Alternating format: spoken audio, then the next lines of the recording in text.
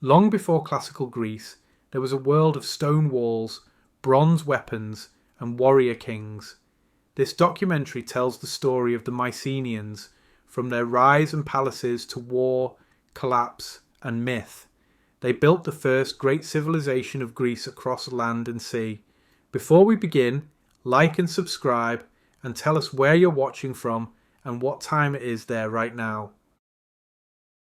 The land of stone and sea, where the Mycenaeans first emerged. The world that gave rise to the Mycenaeans was not gentle. It was a land of stone more than soil, of steep mountains that fractured movement and narrow plains that demanded defence. Mainland Greece did not invite easy settlement. It challenged those who tried to live there, forcing them to adapt or disappear. It was this harsh geography, more than destiny or myth, that shaped the people who would one day build palaces, wage wars, and leave behind legends that outlived their cities. The mountains came first. Ridges and peaks cut the land into pockets, isolating valleys from one another and making large unified communities difficult to sustain. Travel was slow, dangerous, and seasonal. Each valley became its own world, each plain a prize worth defending. This fragmentation fostered independence and rivalry. It also encouraged local authority. Power grew close to the ground, tied to whoever could control access to land, water, and movement. Between these mountains lay small plains, Argolid, Messenia, Boeotia, never vast, never forgiving. Soil was thin, rainfall unpredictable. Farming required planning, storage, and cooperation. A single failed harvest could mean hunger. Survival depended not on abundance, but on management. Communities that endured learned how to store grain, protect herds, and ration labour. From the beginning, organisation mattered. Stone dominated everything. Houses were built from it. Fortifications rose from it. Hills of limestone became natural strongholds. Stone limited speed, but offered security. Settlements clung to elevated ground where sightlines were long and access was narrow. Defence was not an afterthought, it was a condition of survival. Even before palaces, people understood the value of walls. Water shaped life as much as land. Rivers were short and seasonal, often drying in summer. Springs became sacred and strategic. Whoever controlled reliable water controlled life itself. Settlements clustered around wells and streams, and conflict followed scarcity. The Mycenaean world was never far from tension because the environment never allowed complacency. Beyond the land stretched the sea. The Aegean did not separate, it connected. While mountains divided, the sea opened pathways. Coastlines were jagged and generous, offering countless natural harbours. Short island chains created stepping stones across water. Even early communities understood that survival did not end at the shoreline. Boats extended reach, brought resources, and carried danger as well as opportunity. Fishing supplemented diets strained by poor soil. Trade brought metals, tools, and ideas. Coastal settlements prospered differently from inland ones, but they were never independent of each other. Inland valleys needed access to the sea. Coastal towns needed protection from the interior. This tension encouraged early networks of cooperation and control. The climate added pressure. Summers were hot and dry. Winters could be harsh in the mountains. Seasonal rhythms governed everything. Planting, harvesting, travel, warfare. Time mattered. Preparation mattered. Those who misjudged seasons paid quickly. Early survival required adaptability. Communities shifted location when land tired. They rebuilt after earthquakes. They learned to live with instability rather than resist it. This acceptance of impermanence would later define Mycenaean resilience and their vulnerability. Before palaces and kings, there were households and clans. Authority was informal but real, resting with those who could coordinate labour and protect resources. Leadership emerged through action rather than title. The landscape rewarded strength, planning, and foresight. It punished excess and delay. Stone and sea together forged a mentality. From stone came defensiveness, hierarchy, and permanence. From the sea came movement, exchange, and ambition.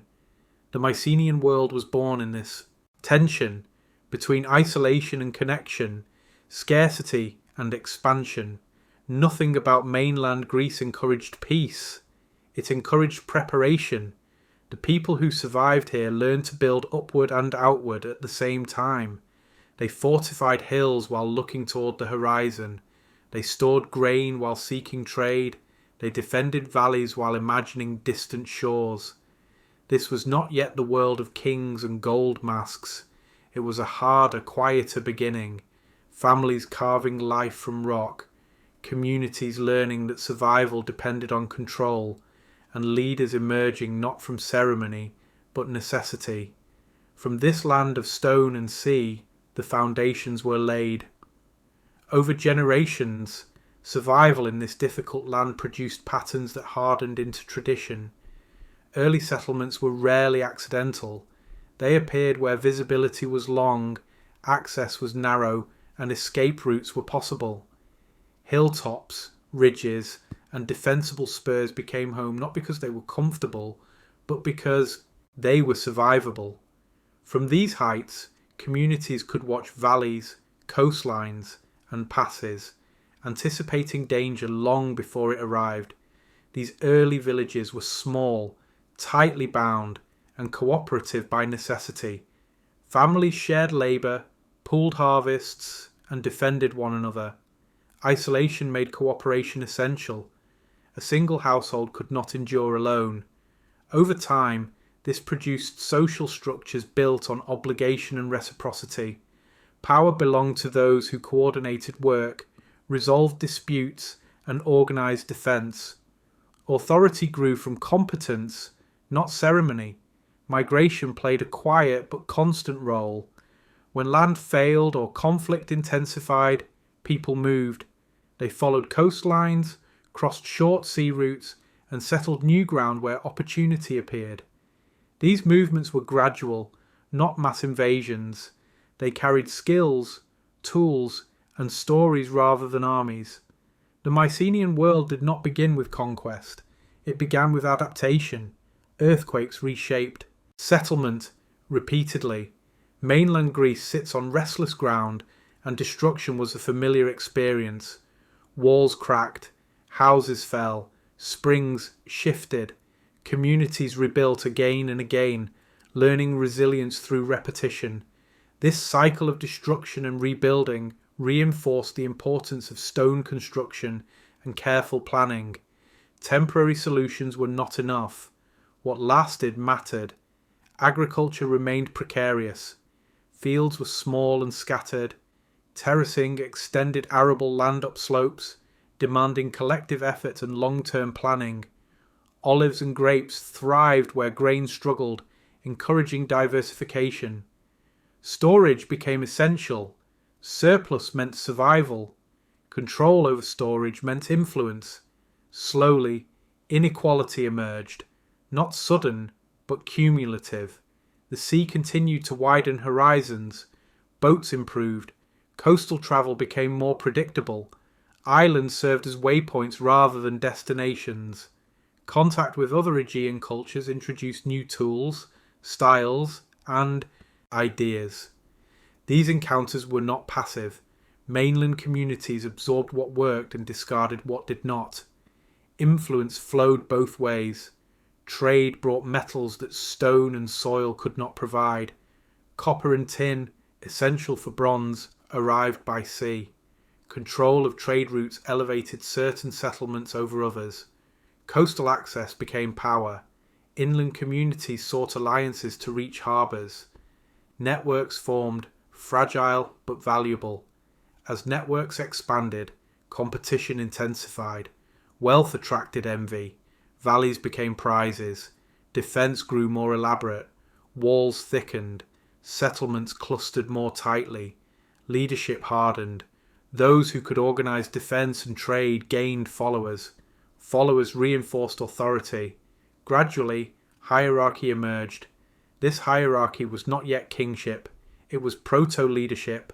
Strong households, dominant lineages, and influential centres. Prestige mattered. Reputation travelled. A settlement known for strength, wealth, or protection drew people toward it. Population concentration followed security. Stone once again shaped outcome. Limestone ridges offered natural citadels. Hills that had once hosted small villages now supported larger communities. These places did not yet rule territories, but they influenced them. Power began to radiate outward. By the time true Mycenaean culture emerged, much had already been decided by geography. Fragmentation encouraged rivalry. Scarcity encouraged control. The sea encouraged expansion. The mountains ensured that unity would be hard-won and always temporary. The Mycenaeans did not rise because the land favoured them. They rose because they learned how to survive land that did not. From scattered hilltop villages and fragile coastal settlements came a mindset shaped by vigilance, organisation, and ambition. Stone taught them to defend. Sea taught them to reach. Together, they produced a people ready to build upward, outward, and eventually into legend. And long before palaces crowned the castle hills, the land itself had already taught them how power would work in mainland Greece. Hard-earned, fiercely protected, and never secure for long. Before the palaces, roots of a warrior. Before the great palaces rose behind cyclopean walls, before kings ruled from stone halls and scribes counted grain, there existed a quieter but decisive phase in Mycenaean history. It was a time when power had not yet hardened into architecture, when authority was earned through protection, movement, and violence rather than bureaucracy. This was the age in which a warrior culture took root, shaped not by palaces, but by necessity. Early mainland settlements remained small, scattered, and alert. Villages clung to defensible hills or overlooked narrow plains where control meant survival. Houses were modest, storage limited, and life precarious. These communities lived with the expectation of threat, from rivals, raiders, or scarcity itself. Conflict was not constant, but it was always possible. Readiness became a way of life. Weapons were already central. Spears, daggers, and early swords appear frequently in burials, not only as tools but as symbols. To be armed was to belong among those who could protect land and people. Status began to separate along these lines. Those who fought gained recognition. Those who organised defence gained followers. Over generations, this distinction hardened into hierarchy. Burial practices reveal this change. Certain graves contained richer goods, metal weapons, ornaments, imported items, suggesting that some individuals were remembered differently. Prestige was emerging, tied closely to martial identity. Power did not yet reside in palaces, but it was already being inherited. The sea intensified this process. Contact with Crete introduced mainland communities to a different model of power.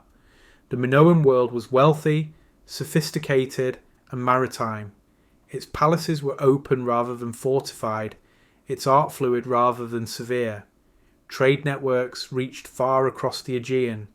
For mainland societies struggling against scarcity, this world represented possibility.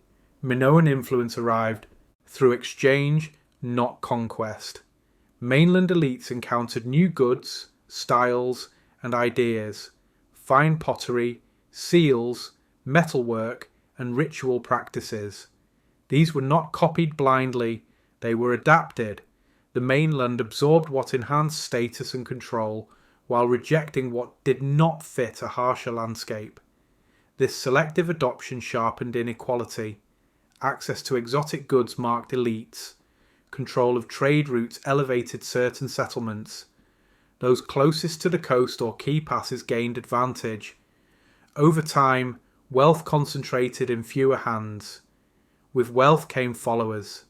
With followers came power. Violence escalated alongside prosperity. Competition for routes, resources, and prestige intensified. Settlements fortified more heavily. Leadership demanded strength. A man who could not defend wealth could not keep it. The warrior ethos deepened. At the same time, organization improved. Raiding required coordination. Defense required planning. Communities began to act collectively beyond household scale. This was not yet statehood, but it was moving toward it. Authority extended farther. Influence spread wider. The Minoan example mattered here not because it imposed peace, but because it demonstrated scale. It showed that power could reach beyond valleys, that wealth could flow continuously, that leadership could outlast individuals. Mainland elites learned from this, but they reshaped the lesson. Instead of open palaces, they prepared for fortified centres. Instead of ritual dominance alone, they combined ritual with force. The result was a uniquely Mycenaean path, less elegant, more aggressive, deeply defensive. By the end of this phase, the foundations were laid. Elites had emerged. Warrior identity dominated. Trade networks expanded. Inequality was established. Settlements were larger, stronger, and more ambitious. The palaces had not yet risen, but their logic already existed. As generations passed, the distinction between those who protected and those who followed became sharper. Warrior elites no longer relied only on personal reputation. They began to anchor authority in place and lineage. Strong households accumulated land, controlled storage, and commanded loyalty beyond kin. Power, once situational, started to persist. Burial customs marked this turning point clearly. Graves became statements. Weapons were laid carefully beside the dead, not merely as possessions, but as declarations of identity. Gold and imported objects appeared in greater quantity, signalling access to distant networks and the ability to command surplus. These burials did not glorify peace or ritual purity. They glorified force, control, and continuity. The dead were presented as warriors whose status extended beyond life. This display mattered because memory mattered. In a world without writing, the past lived through visible markers. Tombs fixed reputation to landscape. They told survivors who had ruled before and who was meant to rule next. Authority became inherited not only through blood, but through remembered dominance. At the same time, organisation crossed a threshold. Raids turned into campaigns. Defence became coordinated beyond a single village. Paths through mountains were watched. Coastal routes were monitored. Communication improved. Leaders began to command not just fighters, but logistics, food, transport, labour. Power expanded from the battlefield into administration. Even before formal bureaucracy existed, the relationship with the Minoan world shifted during this phase. What began as influence became competition, then dominance. Mainland elites who had learned from Minoan trade and organisation now possessed the strength to assert themselves. The sea that once carried ideas now carried ambition. Ships transported warriors as well as goods.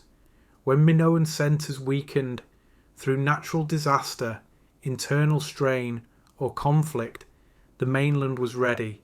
Mycenaean elites moved into positions of control across the Aegean, adopting administrative practices while imposing their own priorities. Where Minoan power had emphasised ritual and trade, Mycenaean power emphasised control and defence.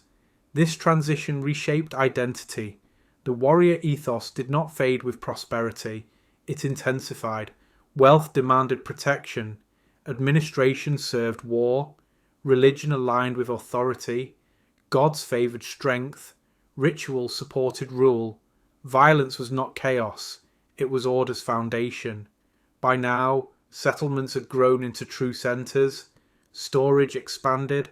craft specialized, labor organized, walls thickened, leadership solidified, the elements of palace society, centralization, hierarchy, redistribution were all present, even if architecture had not yet caught up.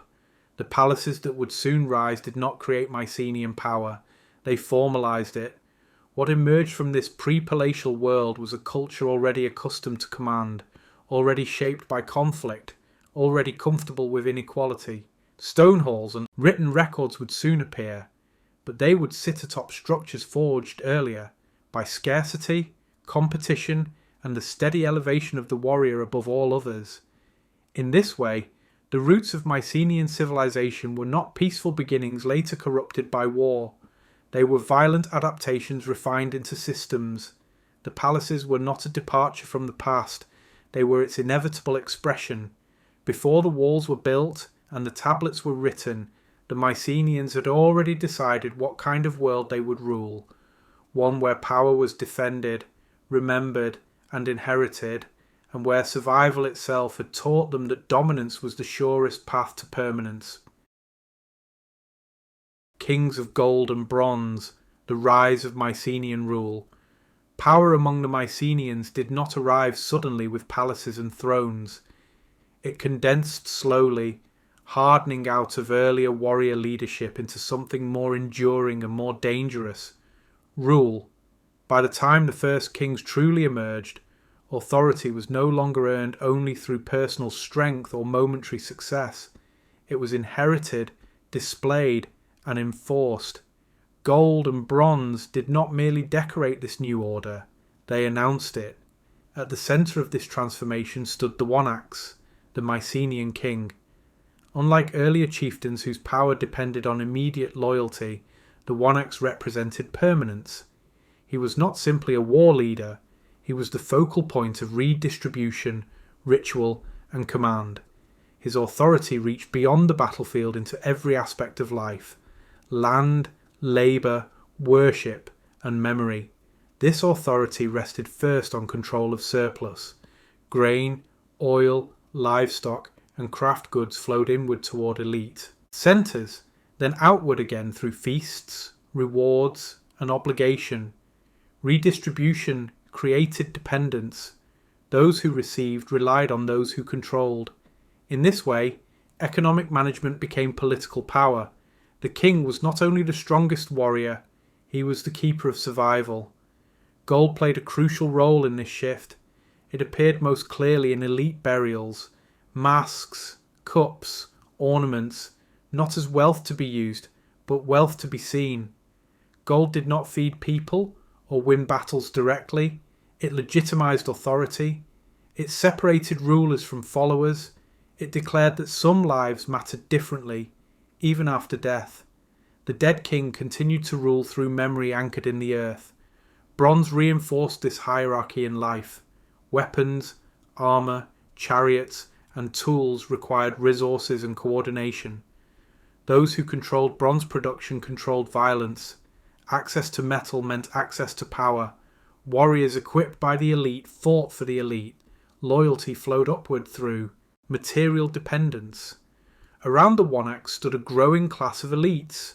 These were not equals. They were ranked: officials, warriors, landholders, each dependent on royal favour. Hierarchy replaced loose alliance. Service replaced reciprocity. Power became vertical. This structure required organisation. Administration emerged even before writing formalised it. Officials oversaw storage, craft, and labour. Messengers carried orders. Accounting began orally, then visually, then eventually in script. The king's household became the state in miniature. Religion reinforced this authority. The Wonax was not a god, but he stood closest to the divine. Ritual centred on the palace. Offerings affirmed cosmic order tied directly to political order. To challenge the king was not only rebellion, it was imbalance. Violence remained central, but it changed form. Warfare became organised, strategic, and sustained. Campaigns were planned. Chariots appeared as symbols of elite power. fortifications, expanded to protect not just people, but stored wealth and authority itself. The rise of kingship did not eliminate competition, it intensified it. Rival centres competed for land, followers, and prestige. Kings measured themselves against other kings. Power sought expansion. Security demanded dominance. The Mycenaean world edged closer to constant tension. What emerged was a society no longer content with survival alone. It sought control over people, land, and memory. Authority became something that could be inherited, displayed, and defended across generations. The one-axe did not rule because the land demanded it. He ruled because earlier generations had learned that survival favoured those who commanded others.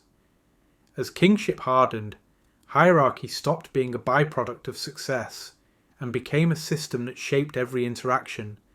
Authority was no longer negotiated daily. It was assumed, reinforced through ritual, reward, and record.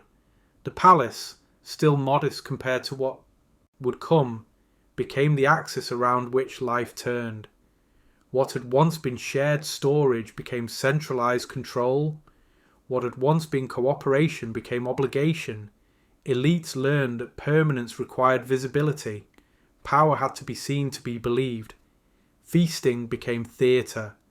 The one-axe presided over gatherings that redistributed surplus publicly, rewarding loyalty and reminding all present where abundance originated.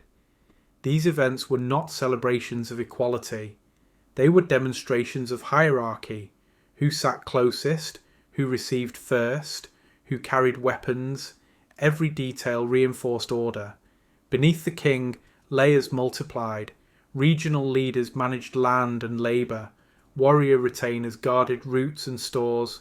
Craftsmen worked under palace oversight, producing weapons, vessels, and luxury items whose movement could be tracked. Farmers delivered quotas. Herds were counted. People became resources, measured and moved to sustain authority. This expansion demanded memory that exceeded the capacity of speech alone. Oral accounting gave way to marks, tallies, and eventually writing. Administration was not born from curiosity, it was born from control. To govern surplus, one had to remember it. To remember it, one had to record it. Writing emerged as a tool of rule, not culture. Military organisation evolved alongside bureaucracy. The king's authority over violence became explicit. Warfare shifted from seasonal raiding to planned campaigns. Chariots, expensive, complex, and elite, symbolised this change. They were not efficient battlefield tools in rugged terrain, but they were powerful symbols of status and command. To own and maintain chariots was to demonstrate control over resources and specialists. Fortifications thickened and spread. Walls no longer protected only people, they protected systems. Storehouses, workshops, and administrative spaces were defended with urgency. A breach threatened not just lives, but the structure of rule itself. Defence became inseparable from governance. Religion adapted accordingly. Ritual calendars aligned with administrative cycles. Offerings affirmed the king's role as guarantor of order between human and divine realms. The palace became a sacred as well as political centre. This did not erase older beliefs, but it redirected them. The gods favoured stability, and stability flowed from the one-axe. Hierarchy reshaped identity. Loyalty shifted from kin group to palace. Advancement depended on service rather than lineage alone. Favour could elevate, disfavour could erase. This fluidity created opportunity and anxiety in equal measure. Ambition thrived, so did suspicion. Competition between centres intensified. Each palace sought to outmatch the others in wealth, fortification, and reach. Diplomacy coexisted with hostility. Alliances formed and dissolved. Prestige demanded comparison. Power demanded proof. The Mycenaean landscape became a mosaic of rival authorities, each wary of the others, each preparing for conflict. Yet this system carried its own risks. Centralization created dependency.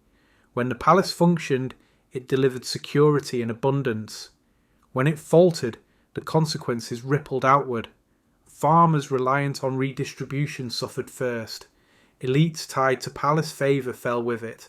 The very mechanisms that created strength also concentrated vulnerability. Still, for a time, the system worked. Kings ruled, elites served, administration expanded. The Mycenaean world entered its age of command, confident, hierarchical, and ambitious. Gold and bronze had not merely adorned rulers, they had reshaped society. They had turned leadership into office, success into inheritance, and survival into rule. The Wanaks stood at the summit not by chance, but because generations of adaptation had taught one lesson repeatedly. In a land of scarcity and rivalry, power belonged to those who could organise others and make that organisation endure. This was the rise of Mycenaean rule, not sudden, not accidental, and not gentle. It was the culmination of choices made under pressure, refined into institutions that promised order, while quietly preparing the ground for future collapse. The palaces would soon rise in stone, but the structure of power was already complete. Cities of walls and graves, Mycenae, Tiryns, and Pylos. The Mycenaean world announced itself in stone. Where earlier power had been personal and mobile, now it anchored itself to place. High ground, crowned with walls so massive they seemed to deny human limits. These were not cities in the later Greek sense, nor were they merely fortified villages. They were palace centres, engines of rule, memory, and fear.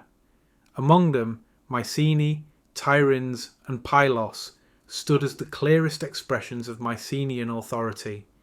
Mycenae rose from a rocky ridge overlooking the Argolid plain, positioned to watch both land routes and distant sea approaches. Its walls were not symbolic. They were defensive necessities built from immense limestone blocks stacked without mortar. Later, Greeks believed only giants could have raised them. The message was unmistakable. Power here was permanent, overwhelming, and meant to endure. The citadel enclosed more than residences. It protected storehouses, workshops, administrative rooms, and sacred spaces. Everything that sustained rule lay behind stone. Access was controlled, narrow, and deliberate. Gates forced visitors to approach exposed, vulnerable, and visible. Authority was felt before it was spoken. Within these walls, hierarchy became spatial. The King's Hall stood at the centre, elevated physically and socially. Around it clustered officials, scribes, guards, and specialised craftsmen. Beyond the walls lay the wider population, farmers, herders, labourers, connected to the palace through obligation rather than residence. The city was not the people. The city was the palace. Tiryns intensified this logic. Its fortifications were even more imposing, layered with corridors, hidden passages, and thick ramparts that turned defence into architecture. Tiryns was built for siege. It assumed enemies. Its design reveals a world in which conflict was not exceptional but expected. Power protected itself obsessively because it knew how fragile it truly was. Pylos represented a different expression of the same system. Less heavily fortified, it relied more on distance, control of fertile land, and administrative sophistication. Here, the palace spread outward rather than upward, organising territory through record-keeping and redistribution. Where Mycenae and Tiryns emphasised walls, Pylos emphasised control. Both approaches served the same end. These palace centres did not govern through proximity alone. They governed through reach. Roads linked hinterlands to citadels. Messengers carried orders. Storage facilities collected surplus. Workshops produced goods to be redistributed or stored. The palace was not simply a residence, it was a machine. Graves reinforced this machine with memory. Royal burials lay close to power, not hidden away. Shaft graves and tholos tombs, massive beehive-shaped chambers, declared lineage and legitimacy. Gold masks, weapons, and imported luxuries accompanied the dead, ensuring that authority extended beyond life. The dead king remained present, anchoring rule in ancestry. These graves were not private acts of mourning. They were public statements. They told subjects who had ruled, who deserved obedience, and who would rule next. Memory became architecture. Death became political. The cities of walls and graves reshaped Mycenaean society. Power became immobile, fixed to stone. Authority no longer travelled with individuals, it resided in places. To challenge the king was to challenge the citadel itself. To rebel was to attack walls, storage, memory, and gods all at once. This concentration of power brought stability and risk. Everything depended on the palace functioning. When it succeeded, order spread outward. When it failed, collapse would be total.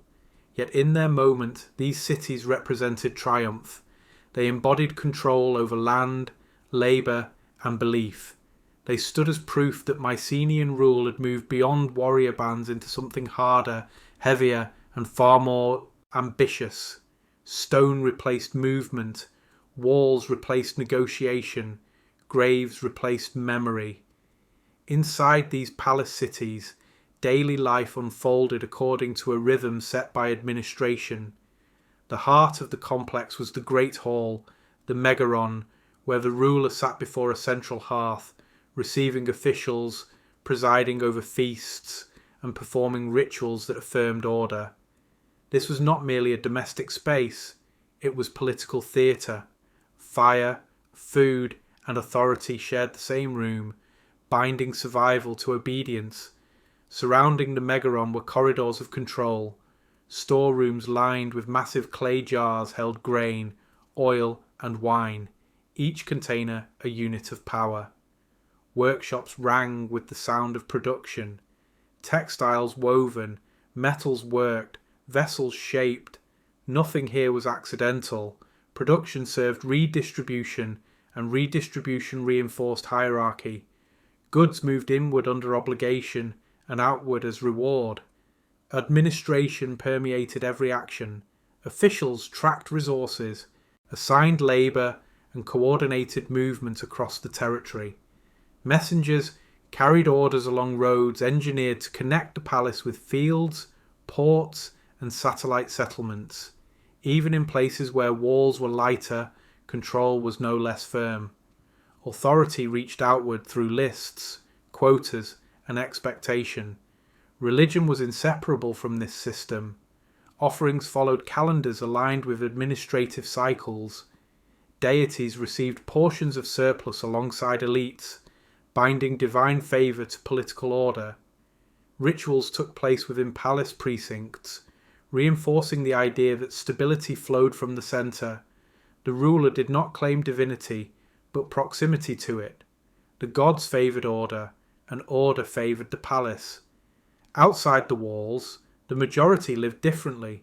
Farmers tended fields, herders moved animals through seasonal pastures, and labourers fulfilled obligations to the centre. Their lives were shaped by palace demand: what to grow, when to deliver, how much to give. In return, they received protection, access to stored resources in lean times, and participation in ritual feasts that affirmed belonging. Security replaced autonomy.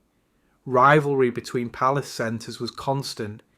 Each measured itself against the others in fortification, wealth, and reach. Alliances formed and dissolved, marriages linked elites, trade competed with raiding.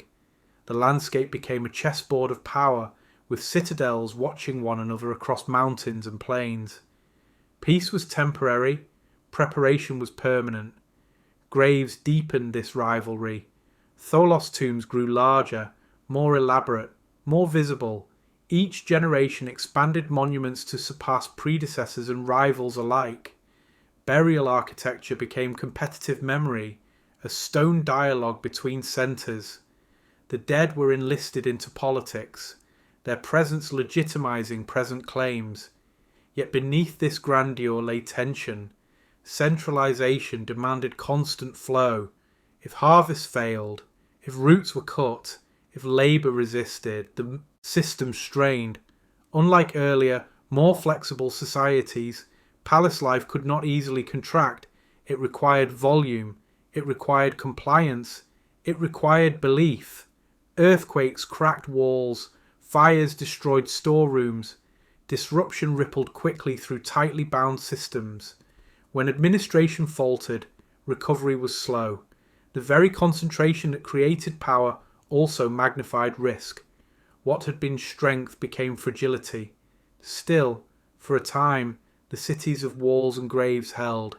They projected dominance across the mainland. They organised land and labour. They turned memory into architecture and authority into stone. They represented the height of Mycenaean ambition, a world that believed permanence could be built from rock and order enforced through control.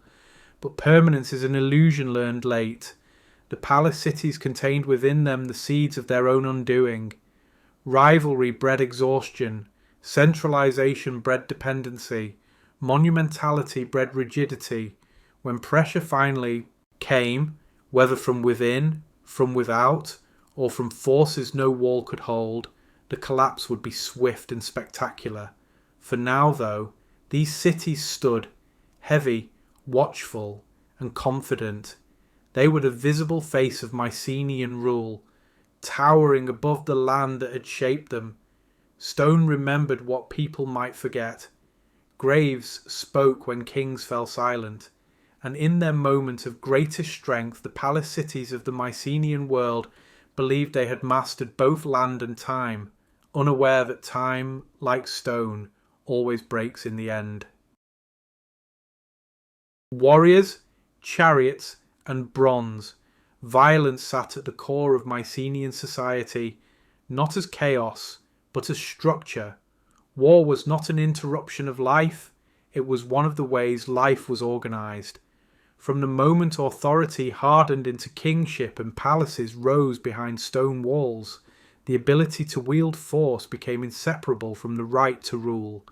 Bronze weapons, chariots, and armour were not merely tools of battle. They were instruments through which hierarchy was enforced and identity defined. The Mycenaean warrior was shaped early. From youth, men learned that survival and status depended on readiness to fight. Weapons were extensions of the body and symbols of belonging. To be armed was to be counted among those who mattered. Burials made this explicit. Swords, daggers, spears, and armour accompanied the dead, proclaiming that violence was not a phase of life, but its defining mark. Bronze dominated warfare. Its production required coordination, access to copper and tin, skilled smiths, and administrative control. This alone made bronze a political weapon. Only elites could command its supply.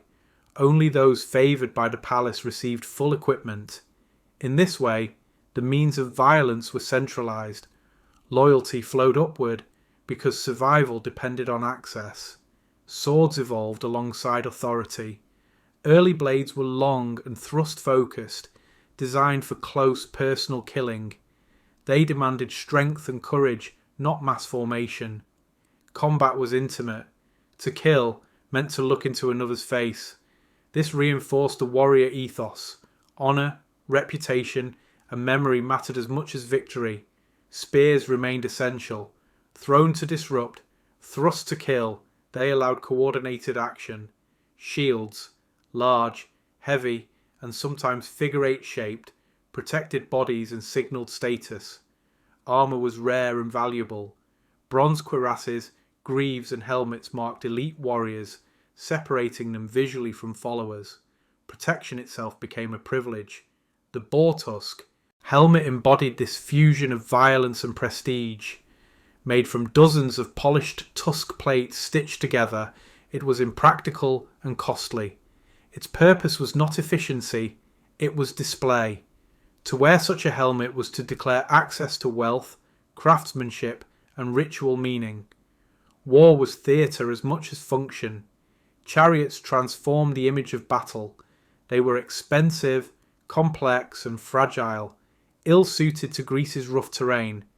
Yet they dominated elite imagination. Chariots elevated warriors above foot soldiers, literally and symbolically. They served as mobile platforms of command, transport, and intimidation. To fight from a chariot was to stand closer to kingship. Chariot warfare reinforced hierarchy. Only the wealthiest could maintain horses, vehicles, and attendants. Charioteers became a class apart. Even if chariots were not decisive tactically, they were decisive culturally. They turned warfare into spectacle and command into motion. Battle itself was not the mass discipline of later armies. Mycenaean warfare mixed organised raiding with pitched encounters. Fortified centres fought over land, routes, and prestige. Campaigns were planned, supplied, and remembered. Violence extended beyond battlefields into raids on settlements, seizure of goods, and taking of captives. War redistributed wealth and reinforced dependence on the palace. Violence was also ritualized. Weapons were dedicated to gods. Victories were marked with offerings. The favour of the divine mattered. War was never purely human action. It unfolded within a cosmic order that demanded acknowledgement. Fear shaped behaviour. Walls rose not just to repel enemies, but to remind subjects of power's reach. The presence of armed retainers inside palace centres reinforced obedience. Violence did not need to occur constantly to be effective. The possibility was enough. This culture of force did not arise accidentally. It grew from scarcity, competition, and centralised control. As palaces accumulated wealth, they required protection. As protection concentrated, it required legitimacy. Weapons provided both. The Mycenaean world learned to equate order with the capacity to kill and be killed. Bronze gleamed not only on battlefields, but in halls and graves, reminding everyone that authority rested on force. What battle felt like in the Mycenaean world was shaped by closeness. There were no distant volleys that decided outcomes from afar. Fighting compressed men into narrow spaces, at gates, on ridges, in broken ground where shields collided and blades searched for openings. Noise mattered. Bronze rang against bronze. Breath came fast. The outcome often hinged on moments of nerve rather than manoeuvre. Victory did not end with the field. Violence spilled outward into the capture of people and goods. Raids stripped communities of livestock, tools, textiles, and captives. Those taken alive were absorbed into palace systems as labourers, attendants, or commodities. Captivity extended the reach of violence into everyday life, binding households and fields to the results of war. A defeated settlement fed its conqueror long after the fighting stopped. Terror became a method of rule. The memory of destruction discouraged resistance more effectively than constant patrols. Burned villages, seized harvests, and relocated families broadcast a simple message. Order was enforced, and defiance carried consequences. This was not indiscriminate chaos, it was calculated coercion, calibrated to secure compliance without endless campaigning. Yet violence was never free. It demanded constant replenishment of weapons, of fighters, of belief. Bronze wore down, horses tired, men died.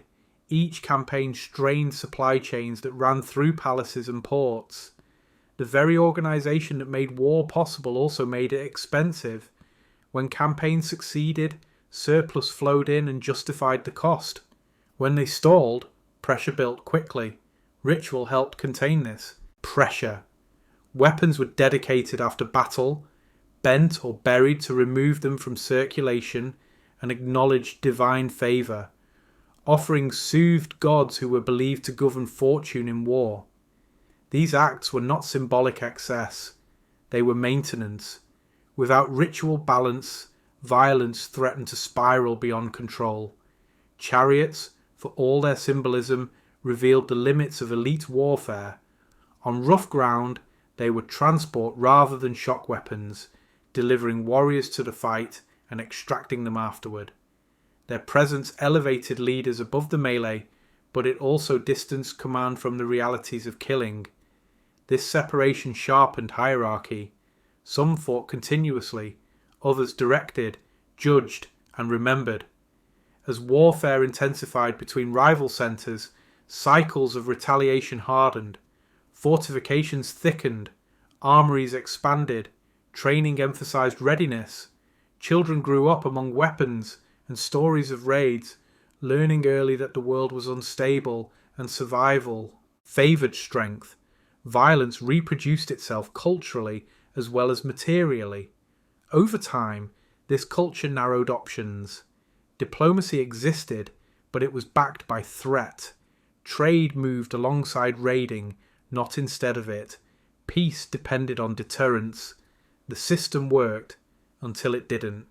When harvests failed, roots broke, or alliances shifted, the costs of maintaining armed dominance rose faster than returns. The archaeological record bears this out. Layers of destruction mark sudden endings. Fires that swept palaces, smashed storerooms, and warped bronze in place. These were not gentle transitions. They were abrupt failures of systems that required constant flow to function. When flow stopped, violence turned inward, consuming the centres that had depended on it. Still, for generations, the Mycenaean world held together through force. Warriors enforced order, chariots displayed rank, bronze bound loyalty to the palace. Violence, organised and ritualised, created a stability that looked like permanence. But permanence built on force alone is brittle. The same weapons that secured rule also concentrated risk. The same hierarchy that organised defence amplified collapse. When pressure finally exceeded capacity, whether from rivals, internal fracture, or wider regional upheaval, the culture of violence offered no alternative path. There was only escalation or ruin. In the end, the Mycenaean devotion to warriors, chariots, and bronze achieved exactly what it promised: control through force, and paid the price it concealed. The world it built could dominate, but it could not bend, and when bending was required, the Bronze Age learned, too late, that bronze breaks. Gold, trade, and the Aegean world. Gold did not feed the Mycenaeans, but it defined them. It shimmered in graves, flashed in palaces, and travelled vast distances to announce power far beyond the hills where kings ruled. Trade, more than conquest alone, carried Mycenaean authority across the Aegean and into the wider Mediterranean world. Ships, routes, and networks turned a fractured mainland into a connected system of wealth, ambition, and rivalry. The Aegean Sea was the Mycenaeans' great advantage. While mountains divided the mainland, the sea connected it. Short distances, visible horizons, and chains of islands made navigation possible even with Bronze Age technology. Sailing did not require crossing empty oceans, only learning when to move, where to shelter, and how to read wind and water. The sea became a highway of opportunity. Early Mycenaean ships were practical rather than elegant. Broad hulls carried cargo more than speed. Oars supplemented sails, allowing control in narrow passages and calm waters. These vessels were not built for exploration for its own sake. They were built to move goods, people, and power. Every successful voyage extended the reach of the palace that funded it. Trade networks formed gradually, then thickened. From the Greek mainland, goods flowed outward: pottery, textiles, oil, crafted metal items. In return came what the land could not provide: metals, luxury materials, and prestige goods. Copper and tin arrived to sustain bronze production. Ivory, amber, glass, and faience travelled long distances to adorn elite spaces. Gold arrived rarely, but meaningfully, transforming burial and ritual into spectacle. Gold's value lay in visibility. It did not rust or decay. It could be shaped into masks, cups, and ornaments that outlived generations. When placed in graves, it declared that authority transcended death. When displayed in life, it separated rulers from followers. Gold did not circulate widely. It concentrated at the top, reinforcing hierarchy. Trade also brought influence. Contact with Crete exposed mainland elites to sophisticated maritime systems, administrative practices, and luxury consumption. What began as imitation became competition. Mycenaean centres learned how to manage trade rather than merely receive it. They redirected routes, secured harbours, and imposed control. Ports became extensions of palaces. Coastal settlements handled storage, shipbuilding, and exchange under elite oversight. Inland centres depended on these maritime nodes to access wider networks. Roads linked ports to palaces, ensuring that wealth flowed inward before it flowed outward again. Commerce was not free enterprise, it was managed power. As networks expanded, the Mycenaeans entered the broader Mediterranean system. Goods linked them indirectly to Egypt, the Levant, Anatolia, and beyond. Mycenaean pottery appears far from Greece, evidence not just of trade but of recognition. To receive Mycenaean goods was to acknowledge Mycenaean presence. Trade and diplomacy blurred. Gifts cemented alliances. Marriages followed routes. Information travelled alongside cargo. Knowledge of foreign lands, technologies, and politics filtered back to palace centres, shaping strategy and ambition. Wealth was not passive, it was directional, shaping where attention turned next. This commercial success intensified rivalry at home. Palace centres competed for access to routes and resources. Control of a harbour or pass could elevate one centre over another. Trade increased inequality, enriching elites faster than followers. As wealth concentrated, demands on labour and production increased. Commerce fed power, but it also fed tension. Gold, ships, and networks transformed the Mycenaean world into something more than a collection of fortified centres. They made it part of an interconnected system stretching across seas and cultures. Authority no longer stopped at valley edges, it travelled on water. Yet this expansion carried risk. Trade depended on stability. Ships depended on skilled crews and calm seasons. Routes depended on political balance. When disruption came, through war, disaster, or wider collapse, these networks could unravel quickly. For now, though, they held. The Mycenaeans learned that power could move farther than armies. It could sail. Behind every successful voyage stood layers of organisation that turned movement into control. Merchants did not operate independently of palace authority. They moved within it. Cargoes were assembled from palace stores, crews drawn from dependent communities, and destinations chosen according to political interest as much as profit. Trade was a function of rule. The sea extended the palace's reach, but it also bound it to forces beyond its walls. Administration followed the ship.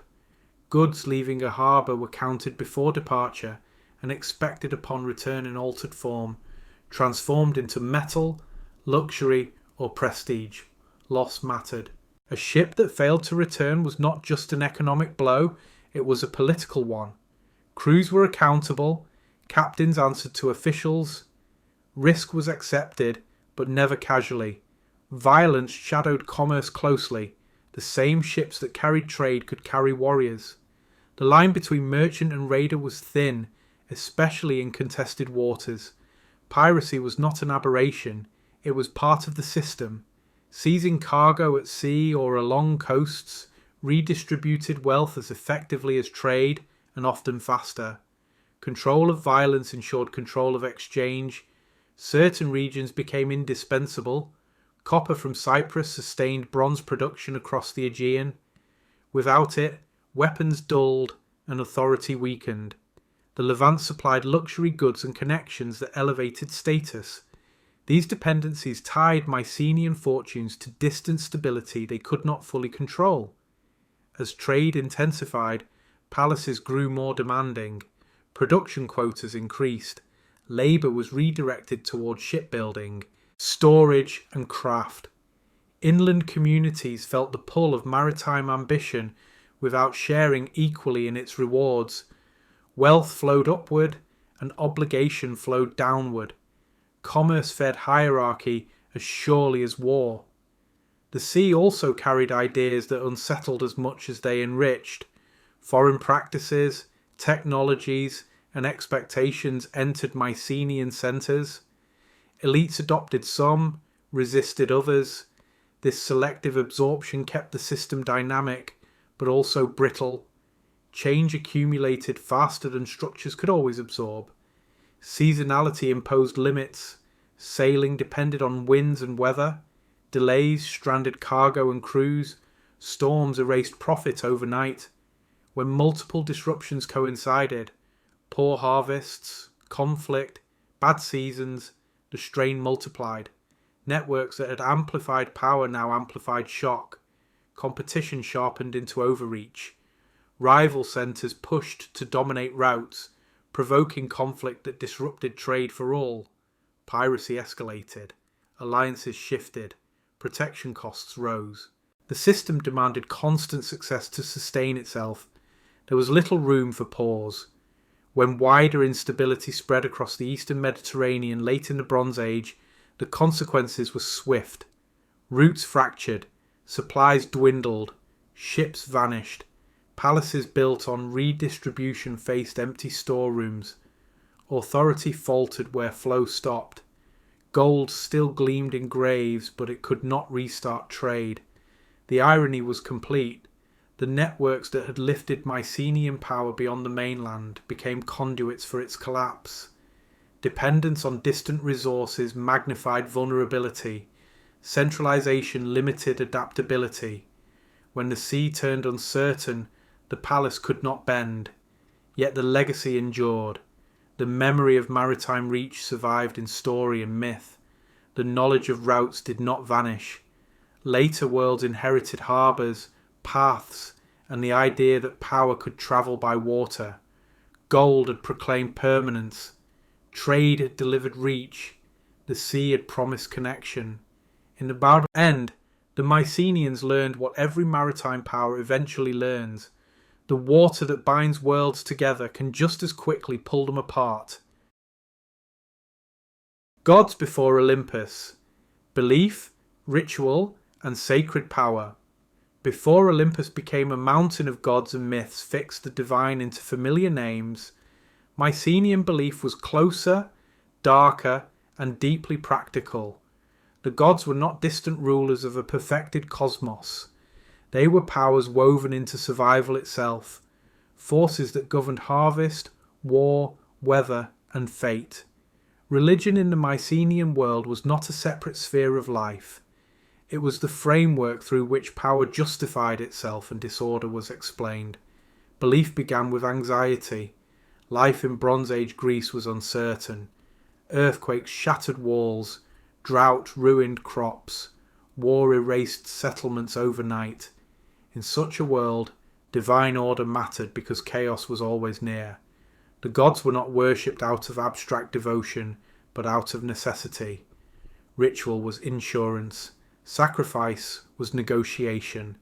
The divine world mirrored the human one, hierarchical, competitive, and bound to authority. Some gods already bore names that would later become familiar. Zeus, Hera, Poseidon, and others appear in early form, not yet the refined figures of later poetry, but powerful forces tied to land, water, and kingship. Zeus was not yet a benevolent sky father. He was authority itself, linked to law, oath, and rule. Poseidon was feared as much as honoured, ruling earthquakes and seas with unpredictable violence. There was no single sacred centre. Worship was local and fragmented, just like political power. Shrines appeared in caves, on hilltops, near springs, and within palace complexes. Sacred places were chosen not for beauty, but for presence. A spring that never dried, a peak struck by lightning, a cave that swallowed sound. These were places where the divine felt close. Ritual followed a strict logic. Offerings were made to maintain balance, not to express love. Animals were sacrificed, food burned, libations poured. The gods received their portion first. What remained was shared by humans. This act reinforced hierarchy, divine above human, king closest to divine, subjects below. To eat after sacrifice was to participate in order itself. The palace played a central role in this system. Religion was administered, not improvised. Offerings were counted, scheduled, and recorded. Festivals aligned with agricultural and political calendars. The ruler did not claim godhood, but he stood as mediator. His success proved divine favour. His failure signalled imbalance. Priestly roles existed, but they were embedded within palace structure. Sacred authority did not challenge political authority, it reinforced it. The gods sanctioned rule, and rule maintained ritual. To oppose the king was to risk offending the divine order that sustained society.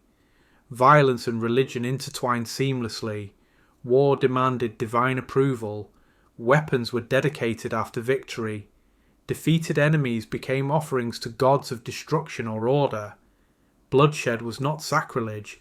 It was often sacred so long as it followed ritual logic. Death, too, was governed by belief. The afterlife was shadowed and uncertain. Unlike later visions of moral judgment, Mycenaean religion emphasized continuity over salvation. Proper burial mattered because it maintained balance between worlds. The dead required offerings.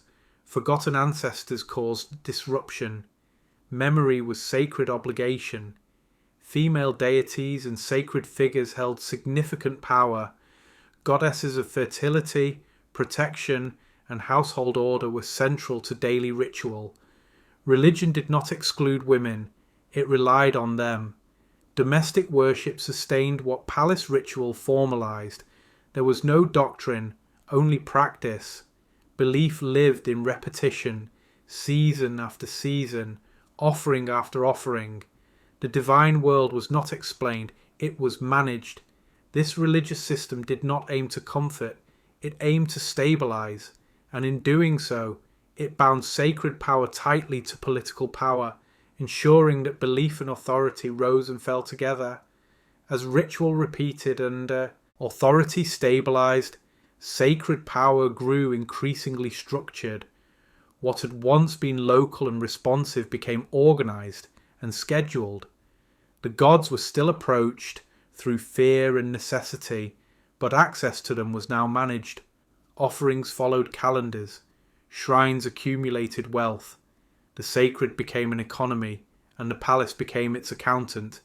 Sacred kingship emerged from this arrangement.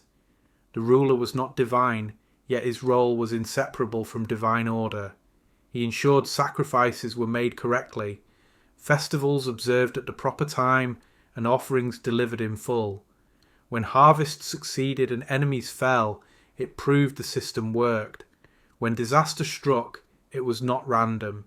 It was failure of balance. Responsibility flowed upward. The king stood closest to blame because he stood closest to the gods. Writing reinforced this control. Early records did not preserve myths or prayers. They listed offerings. Animals, grain, oil, and textiles were assigned to specific deities in specific amounts. The gods were fed as reliably as officials. Sacred obligation became measurable. This did not make belief weaker, it made it enforceable. Forgetting a god now had consequences recorded in clay. Shrines multiplied within palace spaces. Some were modest rooms with altars and figurines. Others occupied prominent positions near storerooms and halls of authority. The message was clear. Religion was not outside power. It lived at its centre. Sacred and administrative spaces blurred, reinforcing the idea that order itself was holy. Beyond the palaces, older sacred places persisted. Peak sanctuaries on mountain tops received offerings from surrounding communities, linking landscape directly to belief. Caves and springs continued to draw ritual attention. These sites offered a different kind of access. Less regulated, more immediate. The coexistence of palace religion and local worship created tension, but also resilience. Belief did not depend on a single structure. Many deities already carried identities that would later be refined into Olympian form. Yet in this period, they were less moralized and more dangerous. They governed forces rather than values. Earthquakes, storms, war, fertility, and death fell under divine control. Appeasement mattered more than devotion. Correct ritual mattered more than belief. Goddesses held particular prominence. Figures associated with fertility, protection, and household order received extensive offerings. Their presence reflects a society deeply aware of fragility, of crops, lineage, and continuity. The sacred feminine was not marginal, it was central to survival. Domestic ritual sustained what palace ritual amplified. The afterlife remained shadowed and practical. There was no promise of reward beyond death, only continuation of obligation. The dead required attention. Tombs demanded offerings. Memory prevented disruption.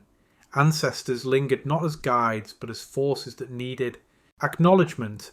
Forgetting them invited imbalance. Violence retained sacred meaning. War was justified through divine will.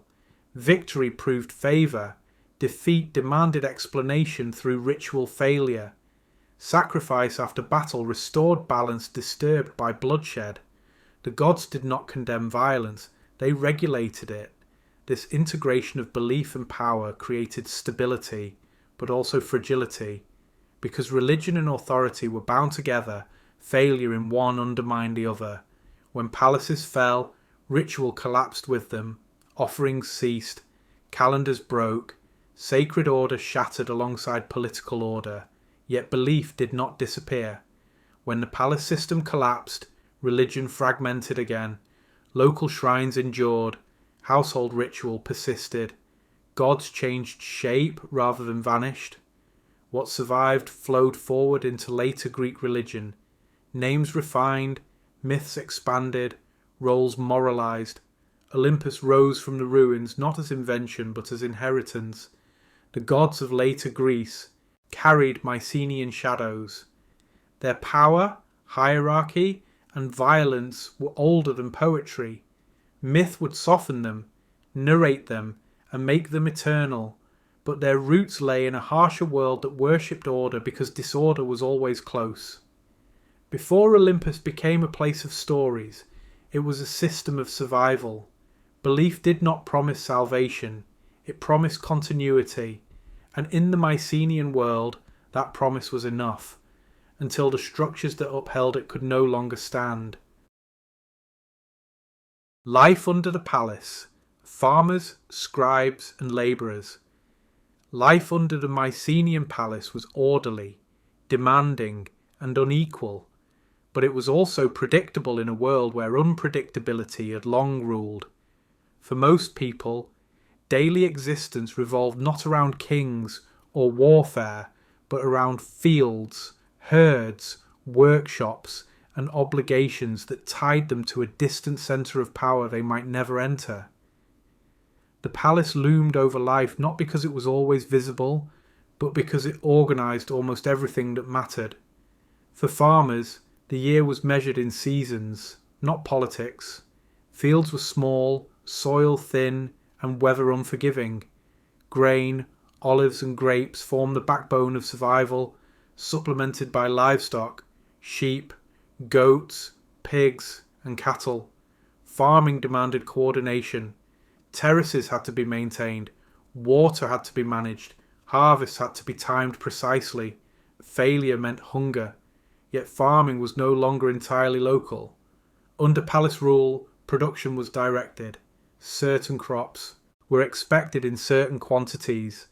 Portions of harvest were owed to the centre as obligation, not tax in the modern sense, but duty embedded in survival itself.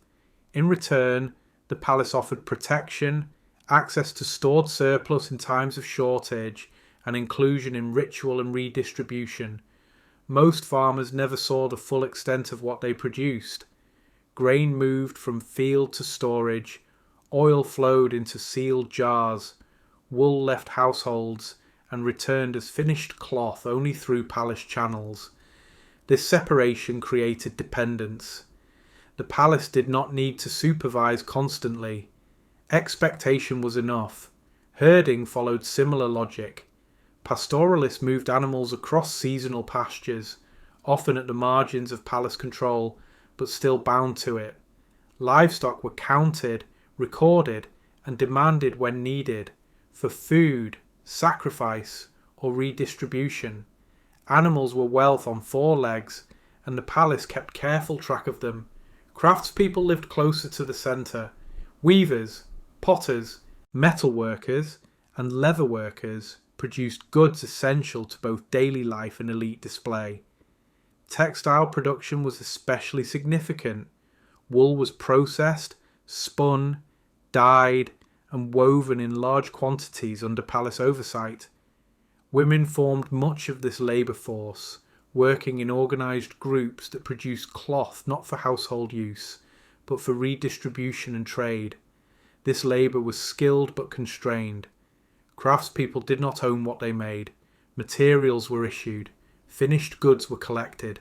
Compensation came in rations, food, oil, shelter, rather than wealth. Security replaced autonomy. The palace valued reliability over creativity. Scribes stood apart.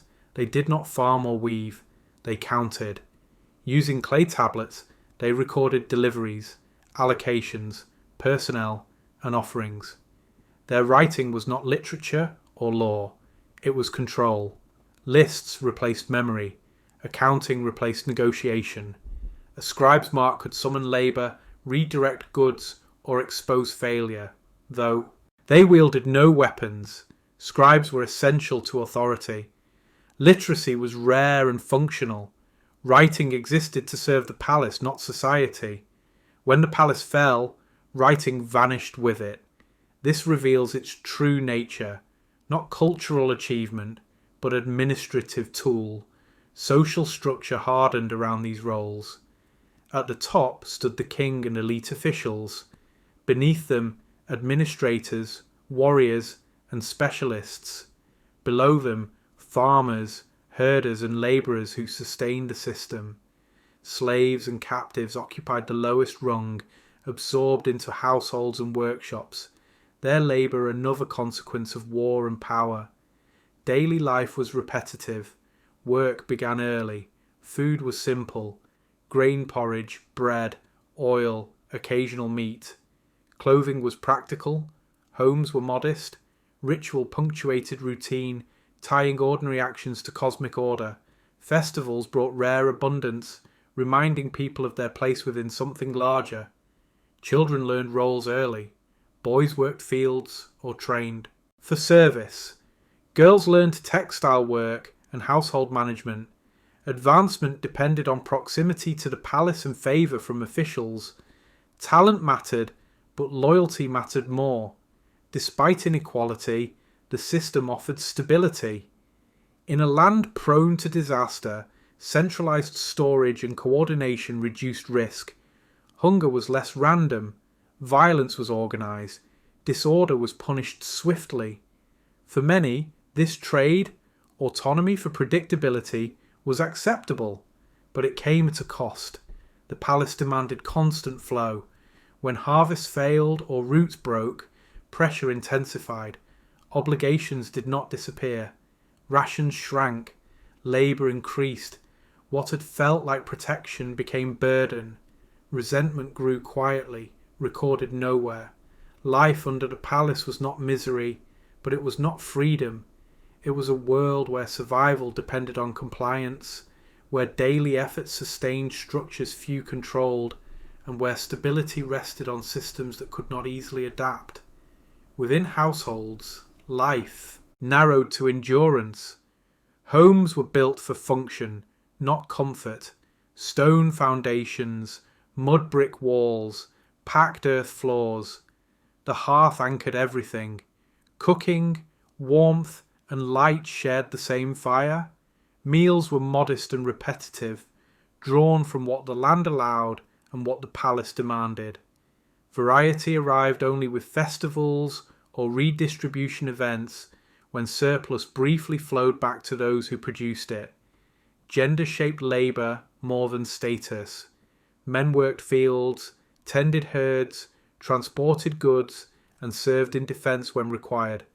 Women managed households, processed food, raised children, and crucially produced textiles. Spinning and weaving consumed enormous time and skill. Cloth was essential for clothing, trade, and tribute. Control over textile production tied women's labour directly to palace power, even when it occurred far from palace walls. Children entered work early. Play blended into training. Skills passed through imitation and repetition. Advancement was limited, but not impossible. Service near the palace, guard duty, craft specialisation, clerical assistance offered access to better rations and security, yet proximity also meant surveillance. The closer one worked to authority, the less room remained for autonomy. Inequality was visible and accepted as structure. Elites lived differently, ate differently, and were remembered differently. This disparity was reinforced through ritual and distribution, making hierarchy feel ordained rather than imposed. The system did not promise fairness, it promised order. For many, order was preferable to chaos remembered from earlier times. Hidden within this order were quiet forms of resistance, delayed deliveries, underreported yields, subtle evasion. These actions left little trace but mattered locally. Compliance was rarely absolute. The palace relied on expectation and habit more than constant force. When trust eroded, efficiency followed. The dependence ran both ways. Palaces needed labour, as much as labour needed protection. When disasters struck, drought, earthquake, or conflict, the balance shifted dangerously. Storage emptied, rations tightened, obligations remained. What had been tolerable strain became suffocating pressure. Social bonds softened the edges. Kinship networks shared food and labour when possible. Local ritual provided meaning beyond quotas. Community memory preserved identity that the palace did not control. These bonds allowed people to endure hardship, but they also limited how much more could be taken. As strain accumulated across regions, daily life changed first. Fields were abandoned, workshops slowed, households relocated closer to kin or farther from demands. These movements signalled weakening authority long before walls fell. Administration recorded shortages, but it could not reverse them. When collapse finally arrived, it was experienced not as sudden revelation, but as release and loss intertwined. The palace no longer organised life. Rations ceased. Writing stopped. Authority evaporated. For those dependent on redistribution, the shock was immediate. For those long burdened by obligation, it was a chance to reassert local control. Life after the palace did not return to simplicity, it returned to flexibility. Households reorganised. Communities relied again on memory and kinship rather than lists and quotas. Some skills were lost, others adapted. The old order disappeared, but people remained. This is the paradox of life under the palace. It created stability by narrowing choices, then collapsed because it could not widen them when needed.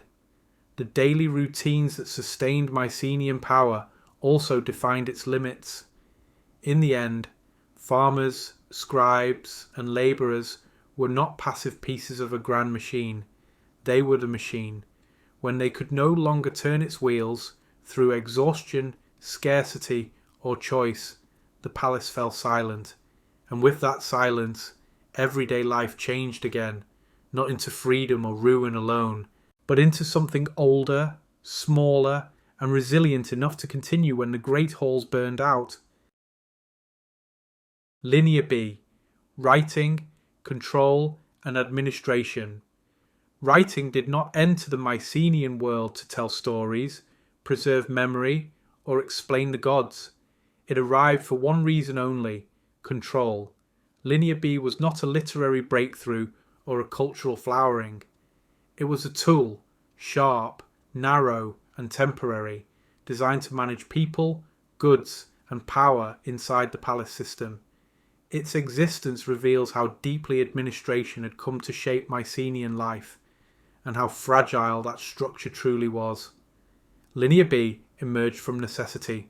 As palaces expanded, memory alone could no longer manage the flow of resources.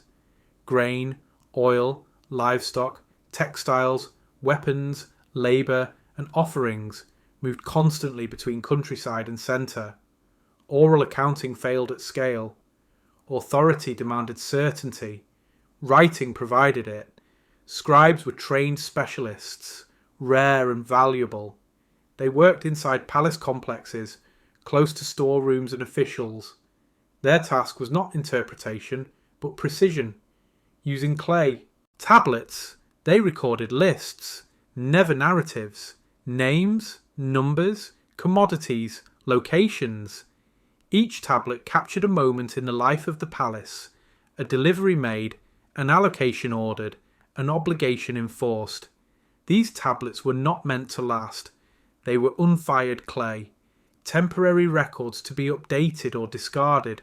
Only accidental fires, palace destruction, baked them hard enough to survive.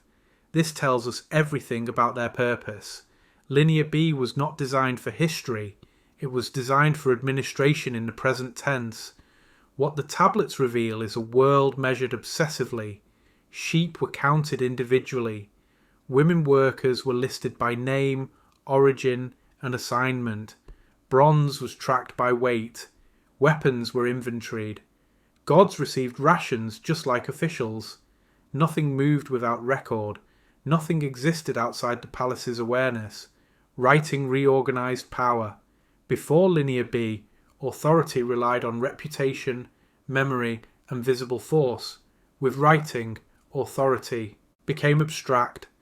A mark on clay could summon labour or redirect goods. Orders no longer required presence. Control extended farther and faster than the king himself. Bureaucracy multiplied power without multiplying rulers. Yet this system depended on constant activity. Scribes did not preserve law or philosophy. They reacted. Every tablet assumed tomorrow would come, that deliveries would continue, that the palace would stand. Writing assumed stability. It could not imagine collapse. Linear B also reveals hierarchy in stark terms. The king appears rarely but decisively. Officials fill the lists beneath him. Workers appear as entries, often grouped, often reduced to function. Writing flattened people into categories. Identity became administrative. Literacy did not spread. It was restricted by design. Knowledge was power, and the palace controlled both.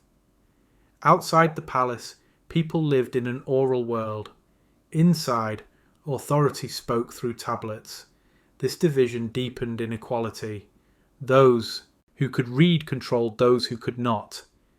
Administration extended into religion. Offerings were scheduled, measured, and recorded. The sacred was bureaucratized. Forgetting a god became an accounting error. Ritual failure became administrative failure. Divine order and political order merged on clay. Linear B did not unify the Mycenaean world. Each palace maintained its own system. Records did not circulate between centres. Writing strengthened local authority, but not collective identity. The Mycenaean world remained fragmented, connected by trade and rivalry, not shared administration. This fragmentation would matter later. For all its precision, Linear B lacked flexibility. It recorded what was expected, not what changed. When harvests failed or routes broke, writing documented loss but could not adapt structure. Bureaucracy reacted. It did not innovate. Still, for a time, the system worked. Writing made the palace legible to itself. It allowed rulers to see their world in lists and totals, to imagine control as complete. It turned complexity into columns, but complexity was only managed, not resolved. When the palace system failed, writing failed with it. There was no transition, no simplification, no survival of literacy at a lower level. Linear B disappeared completely. This sudden silence is one of the clearest signs of how narrowly writing had been tied to power. The tablets stopped because the palaces stopped. Scribes vanished because their function vanished. Without centralized storage, redistribution, and quotas, there was nothing to record. Writing had no independent life beyond administration. It did not belong to communities, it belonged to buildings. The collapse exposed the brittleness of bureaucratic control. Linear B could track abundance, but it could not solve scarcity. It could record obligations, but it could not renegotiate them when systems strained. When routes broke and harvests failed, writing documented breakdown, but offered no alternative structure. In fact, bureaucracy may have accelerated collapse. Centralization reduced flexibility. Local adaptation was discouraged. Everything flowed through the palace. When the palace faltered, nothing replaced it. Writing amplified both power and vulnerability. The disappearance of Linear B also reshaped memory. Without writing, history returned to speech. Knowledge passed through story, song, and custom. This shift did not represent regression, it represented survival. Oral systems adapted where rigid administration could not. What survived of Mycenaean culture moved forward without its bureaucracy. Names of gods persisted. Place names endured. Techniques of farming, herding, and craft continued. But lists vanished. Titles faded. The king became a memory rather than an office. Centuries later, when writing returned to Greece, it served a different purpose. Alphabetic script spread widely. It recorded poetry, law, and identity, not just control.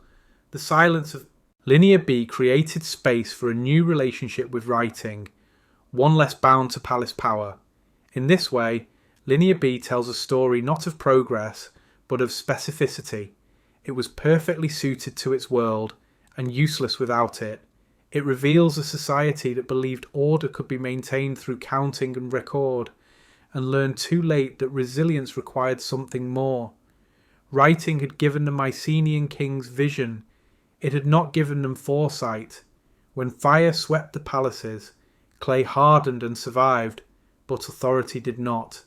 The tablets remain as frozen moments of control, preserved only because the system that created them burned. Linear B did not fail because it was crude. It failed because it was exact.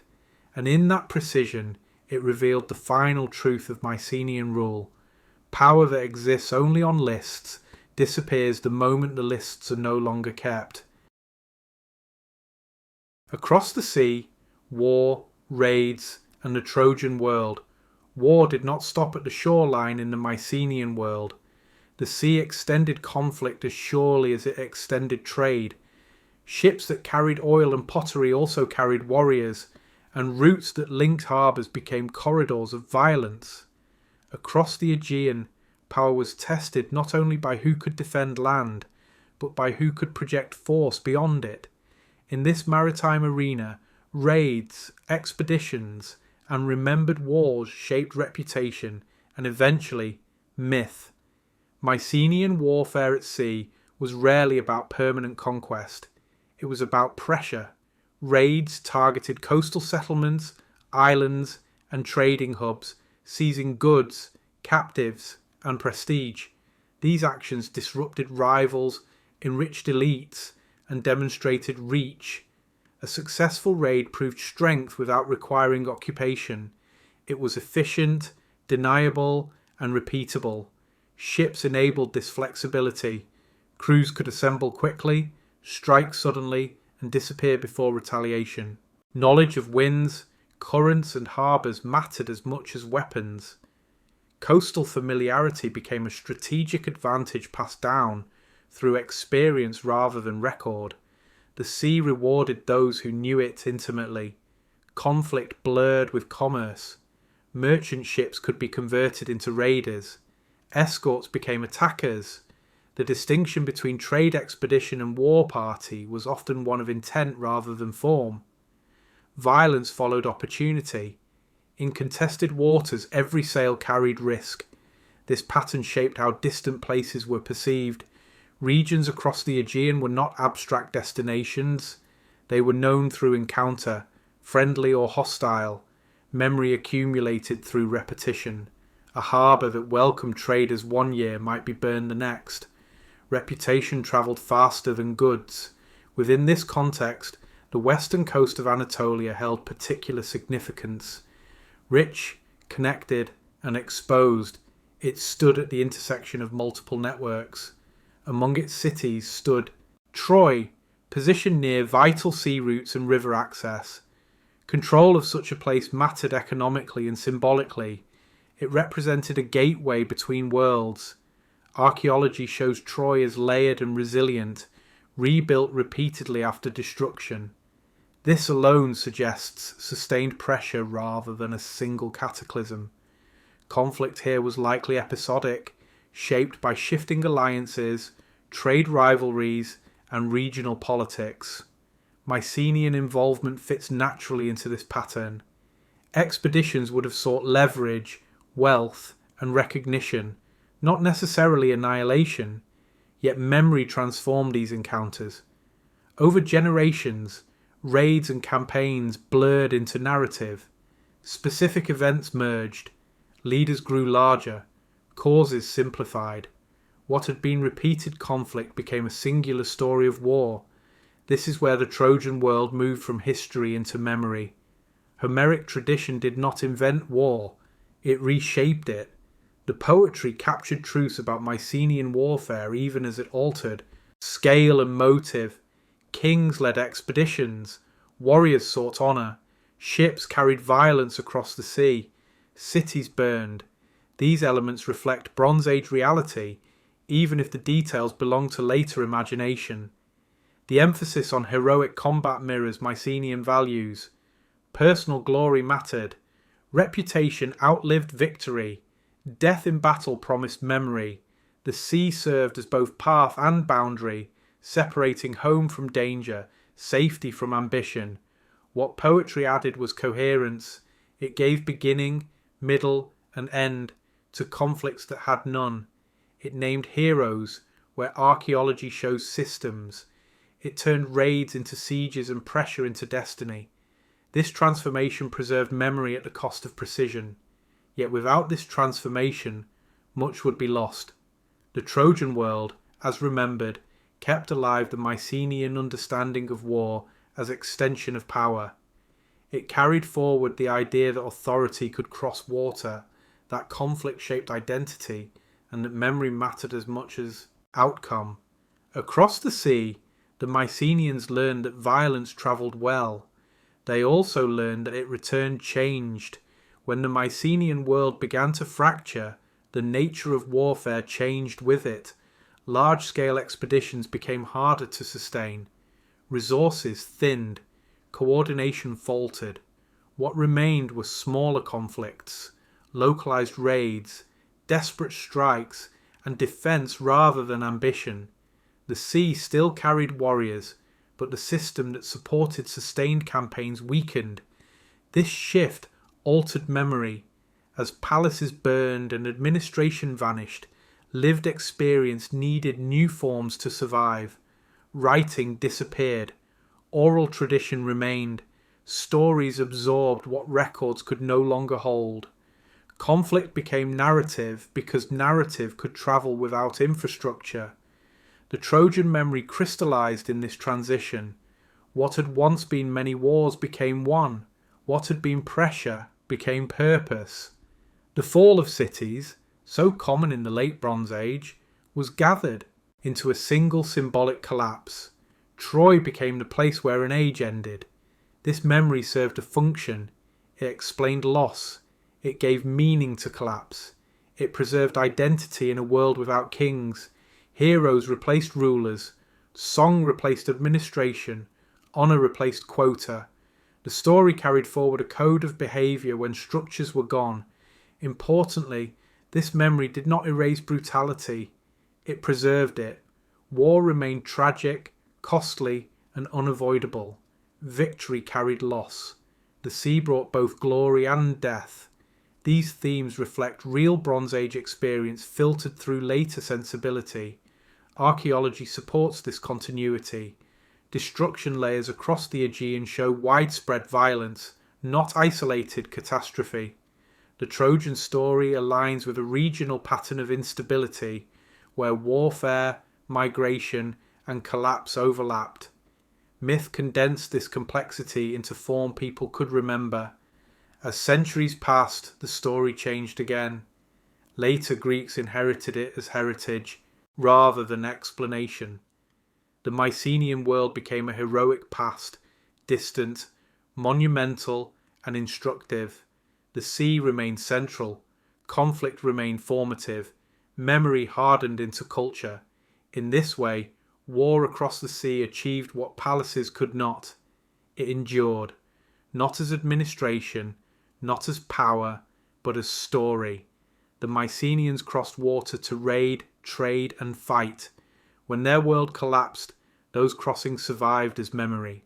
The Trojan world was not only a place, it was a vessel, carrying the last echoes of Bronze Age power into a new age that no longer remembered how that power once worked. Across the sea, the Mycenaeans lost their cities, but they gained immortality in story. And in that story, of ships, walls, heroes, and burning shores, the Mycenaean world continues to sail, long after its harbours fell silent. Collapse in fire. The end of the Mycenaean world. The end of the Mycenaean world did not arrive quietly. It came in waves of fire, abandonment, and silence that swept across the mainland and islands, leaving once dominant palace centres broken and empty. This was not a single disaster, nor a single enemy. It was a systemic failure, one that unravelled a civilization built on control, redistribution, and constant motion. At first the signs were subtle. Administrative records grew strained, deliveries fell short, repairs multiplied, fortifications thickened even as resources tightened. Palaces responded as they always had, by demanding more labour, more grain, more control. But the system that had once absorbed pressure now amplified it. Then destruction accelerated. Across Greece, palace after palace burned. Storerooms collapsed under fire, intense enough to bake clay tablets hard, freezing final moments of administration in place. Workshops were abandoned mid-production. Walls cracked and were never repaired. Roads fell silent. These were not orderly withdrawals. They were sudden endings. Archaeology shows no single pattern of attack. Some sites bear signs of siege. Others suggest internal collapse. Earthquakes shattered foundations. Fires spread uncontrollably through dense palace complexes. In many cases, destruction followed destruction. Rebuilding attempted, then abandoned. The will to restore faded. The Mycenaean system was uniquely vulnerable to disruption because it depended on constant flow. Grain had to move inward. Goods had to circulate outward. Labour had to remain compliant. Trade had to function. Writing had to record. When even one of these faltered, pressure increased everywhere else. The late Bronze Age world beyond Greece was also breaking down. trade routes fractured, key suppliers vanished, ships failed to arrive, diplomatic balance collapsed. The interconnected system that had once sustained Mycenaean power now transmitted instability instead. Violence turned inward. Rival centres competed for shrinking resources. Raids replaced campaigns.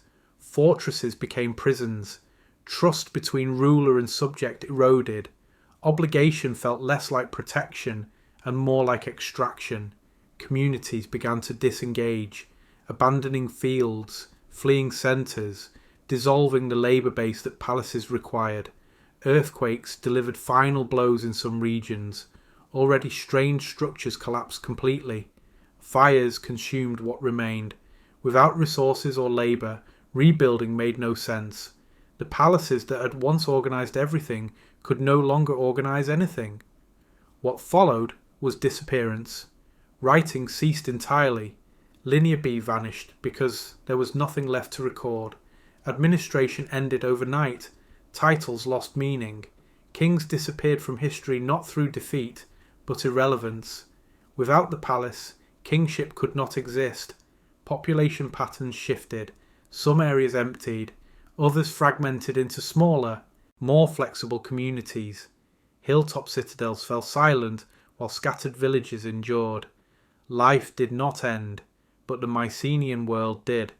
This collapse was not the fall of cities alone. It was the collapse of a way of organising life. After the fires burned out, silence followed. Not the silence of extinction, but of systems gone. The great halls no longer echoed with feasts.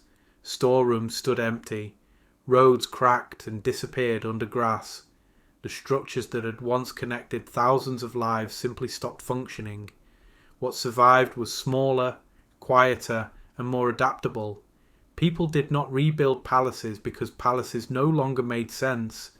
Centralization had failed. Communities reorganized around kinship and locality rather than administration. Memory replaced record. Custom replaced quota. Authority became personal again, earned through leadership rather than inherited through office. Much knowledge was lost. Writing disappeared for centuries. Complex administration faded. Long-distance trade shrank dramatically.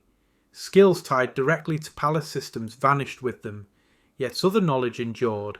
Farming, herding, building, storytelling. Survival did not require bureaucracy. It required flexibility. Violence did not vanish, but it changed scale. Without large centres to defend or attack, conflict became localised. Raids replaced sieges. Warfare adapted to smaller groups. The great chariot armies of memory gave way to foot-bound survival. Religion endured, reshaped. Palace ritual collapsed, but local worship persisted. Gods lost administrative oversight and became household and landscape presences again. Sacred places survived even as sacred institutions fell. Belief adapted because it was never entirely dependent on palaces. Memory transformed power into story. Without writing, the past lived through oral tradition. Kings became heroes. Palaces became legends. Wars became epics. What had once been administration turned into myth. The collapse demanded explanation, and story provided it. The Mycenaean world did not leave behind laws or literature. It left ruins and songs. The Trojan memory, heroic tales, and ancestral names carried forward what could not be rebuilt. Collapse was not forgotten. It was reimagined. This transformation was not immediate. It unfolded over generations. The so-called Dark Age was not empty. It was transitional. Communities experimented with new forms of life, new balances of power, new ways of remembering.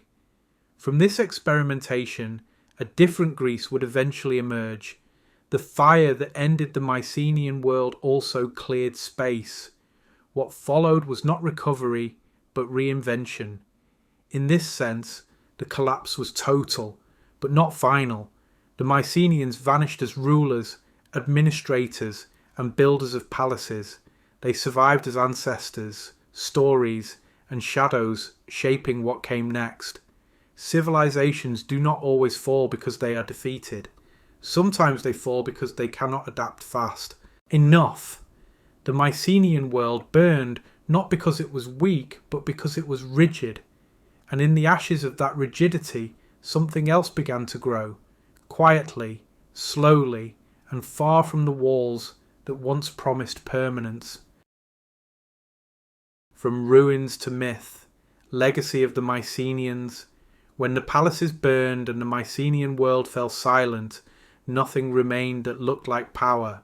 No kings ruled from stone halls, no scribes recorded deliveries, no armies marched under centralized command. Yet the Mycenaeans did not vanish in the way their buildings did.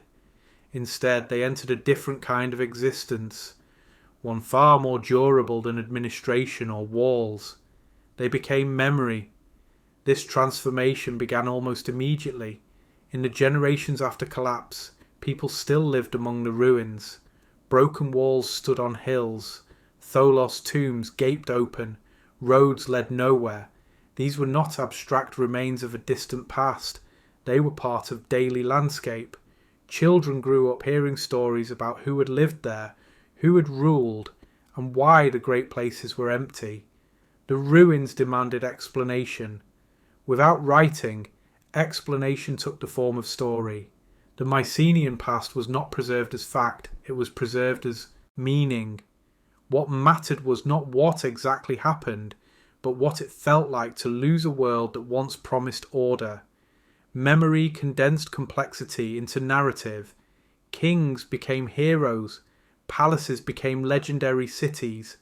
Administrative authority became personal valor. This was not deliberate myth-making, it was survival of memory through oral tradition. In a society without records, story was storage, song was archive, repetition preserved what stone and clay no longer could. Over time, a pattern emerged. The Mycenaean age came to be remembered as a heroic era, a time of powerful kings, great wealth, long wars, and catastrophic endings. This memory was selective, but revealing. It preserved what mattered most to those who inherited the collapse: leadership, loyalty, honour, loss, and the cost of ambition. At the centre of this remembered world stood figures larger than life. Warrior kings replaced administrators, battles replaced quotas, feasts replaced redistribution. What had once been systemic power became personal drama. This was not distortion, it was translation. The Mycenaean world had to be reimagined in terms that fit a smaller, oral society. Centuries later, these memories found form in epic poetry, most famously associated with Homer. Whether a single individual or a tradition given a name, Homer did not invent the Mycenaean past. He inherited it. His epics crystallized generations of oral memory into narratives that could endure. The world described in the epics is not the Mycenaean world as it was, but it is not fiction either. It preserves Bronze Age values filtered through later experience. Kings command followers through gift-giving. Honour defines identity. Wealth is portable and visible. Violence is personal and costly. These elements align closely with what archaeology reveals about Mycenaean society. At the same time, the epics smooth over what could not survive memory. Bureaucracy disappears entirely. Writing is absent. Administration vanishes. The palace's machine is replaced by the hall as gathering place. Power becomes human-scaled again, suitable for a post-collapse world. This selective preservation explains why the Mycenaeans became foundational to Greek identity. Later Greeks did not see them as ancestors who failed. They saw them as ancestors who were greater, larger, richer, more dangerous. The Mycenaean age became a benchmark against which later generations measured themselves. The Trojan War, in particular, served as a vessel for this legacy. It gathered multiple centuries of conflict, collapse, and migration into a single symbolic event. Troy became the place where an age ended. Heroes became embodiments of values. Loss became meaningful rather than arbitrary. In this way, myth did what administration never could. It carried memory across centuries of change. The Mycenaeans also shaped Greek religion through memory. Gods remembered in the epics carried Bronze Age traits, violent, hierarchical, deeply involved in human affairs. Olympus inherited the structure of Mycenaean power, even as myth softened its edges. Divine order mirrored a remembered political order that no longer existed. Material legacy persisted as well. Later Greeks reused Mycenaean sites, repaired walls, and incorporated ruins into their own sacred geography. Ancient tombs became places of reverence. The past was not buried, it was integrated. What made this legacy powerful was not accuracy, but continuity. The Mycenaeans became meaningful precisely because they were remembered imperfectly. Memory allowed adaptation. It reshaped the past to serve the present. From ruins came stories. From collapse came identity. The Mycenaeans did not survive as rulers, but they survived as reference points, anchors of meaning in a changing world. Their legacy was not control, but inspiration, not administration, but imagination, and this was only the beginning of their afterlife. As the centuries passed, Mycenaean memory did not fade, it reorganized itself inside new worlds. The people who inherited the ruins did not rebuild palaces, but they built meaning. They took fragments of a collapsed age and used them to define who they were becoming. In this way, legacy moved forward not as structure, but as story, ritual, and reference. Epic poetry became the primary vessel. The traditions later written as the Iliad and the Odyssey preserved a Bronze Age worldview translated for a smaller, more mobile society. Leadership in these poems depends on persuasion and gift-giving rather than bureaucracy. Wealth is counted in cattle, armour, and treasure rather than stored quotas. Authority must be renewed constantly through action. These are not inventions. They are adaptations of Mycenaean values made usable after collapse. What disappeared entirely from memory was the palace's machine. No lists, no quotas, no administrators. The epics remember feasts, but forget storage rooms. They remember kings, but forget scribes. This, forgetting, is itself a legacy. It reflects what later Greeks rejected as much as what they preserved. Centralized control had failed. Memory chose not to carry it forward. The heroic code endured because it fit a post-palatial world. Honour could be earned without institutions. Reputation could travel without roads. Story could bind communities without walls. The Mycenaean past offered a language for courage, loyalty, and loss that did not require rebuilding what had collapsed. Religion absorbed Mycenaean structures in similar ways. The Olympian gods inherited hierarchy, conflict, and intervention from earlier belief, but myth softened administration into narrative. Zeus retained authority without bureaucracy. Divine councils replaced palace hierarchies. Sacrifice continued, but no longer fed an administrative system. The gods became participants in story rather than recipients of accounts. Material legacy remained visible. Later Greeks reused Mycenaean sites not because they understood them, but because they felt their weight. Cyclopean walls inspired awe. Tholos tombs became shrines. Ancient places gathered new meanings layered atop old foundations. Sacred geography absorbed political ruin. Even language carried echoes. Names of places, gods, and heroes preserved Bronze Age sounds, long after their origins were forgotten. These linguistic fossils linked everyday speech to a deeper past. Identity became cumulative rather than linear. As city-states emerged, Greeks looked back to the Mycenaean age as a benchmark. It was remembered as greater and more dangerous, a time when men were stronger, wealth richer, and consequences larger. This distancing allowed admiration without obligation. The past inspired without constraining. In art, this admiration took form in heroic scenes, duels, journeys, sieges, depicted on pottery and sculpture. These images were not historical reconstructions, they were moral reflections. They asked how individuals should act in a world shaped by conflict and change.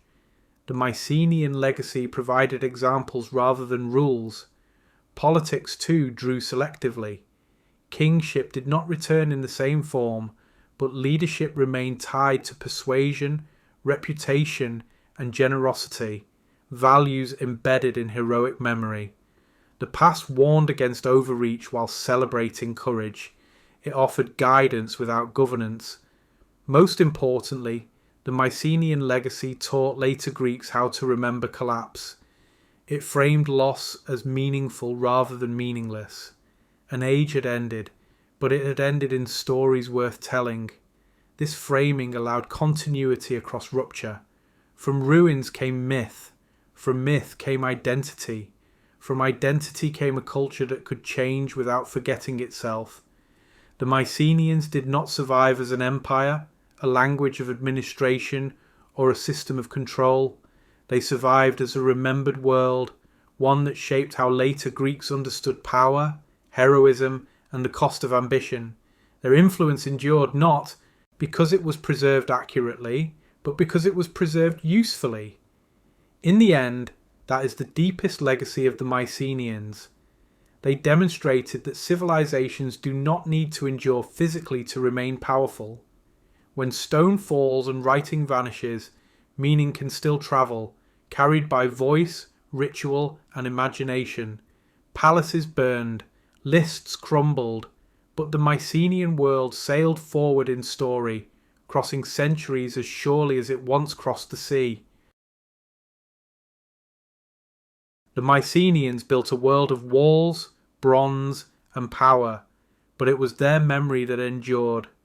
Long after their palaces burned and their kings vanished, their stories shaped Greek myth, heroism, and identity itself. Thank you for watching. And before you go, tell us in the comments where you're watching from and what time it is there right now.